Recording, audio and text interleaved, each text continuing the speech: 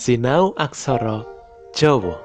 Menawi ngandharake ngenani aksara Jawa, kita ngandharake cerita Aji Saka ingkang dipun percaya déning masyarakat Jawa minangka asal-usulipun aksara Jawa. Aksara Jawa kacipta sakwise Aji Saka nemokake para punggawane Dara Sembada kang pejah ing sawijining papan. Kanggo ngurmati penggawane loro kasebut, Aji Saka nulis sawijining aksara kang dikenal kanthi aksara Jawa. Aksara kasebut inggih menika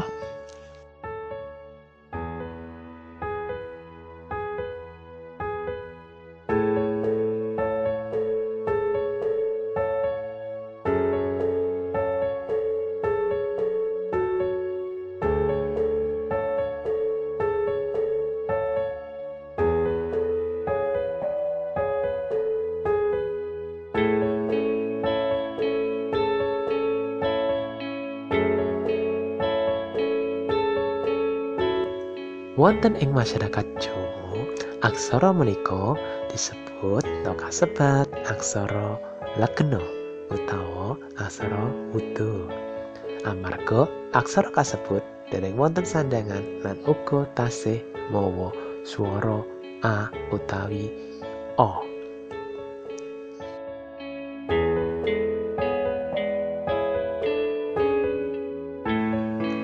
Aksara legena uga kagungan aksara pasangan. Mula banjur wonten aksara pasangan.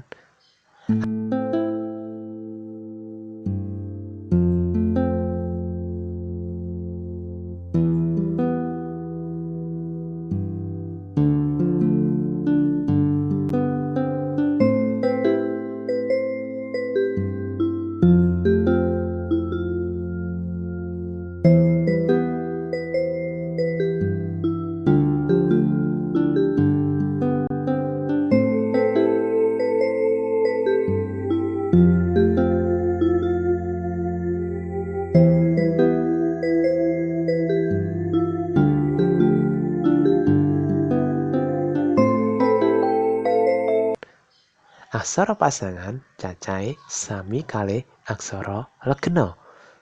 Inggih menika kalih dasa aksara. Saben aksara legena kagungan setunggal aksara pasangan.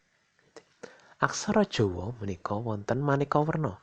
Aksara Jawa ingkang sepisanan inggih menika aksara legena, banjur aksara pasangan, banjur wonten aksara sandhangan, ugi wonten aksara murda lan aksara swara. Lan pungkasan inggih menika aksara angka.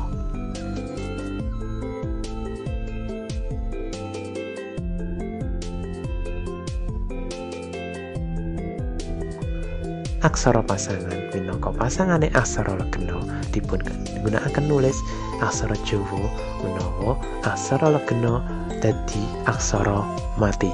Aksara sandhangan dipun ginakaken kanggo nulis aksara Jawa menawa aksara Jawa kedah butuhaken swara i, e, o lan u.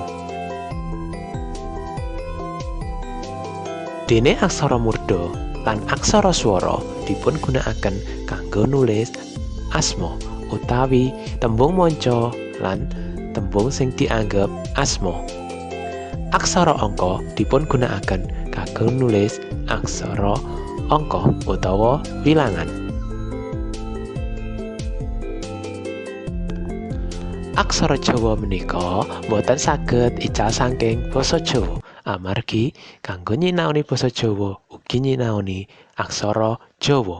Aksara Jawa lan basa Jawa minangka jati dirining masyarakat Jawa lan ugi filosofi gesangipun masyarakat Jawa. Kula tiyang pepanggihan malih wonten ing pirembagan sabanjuripun.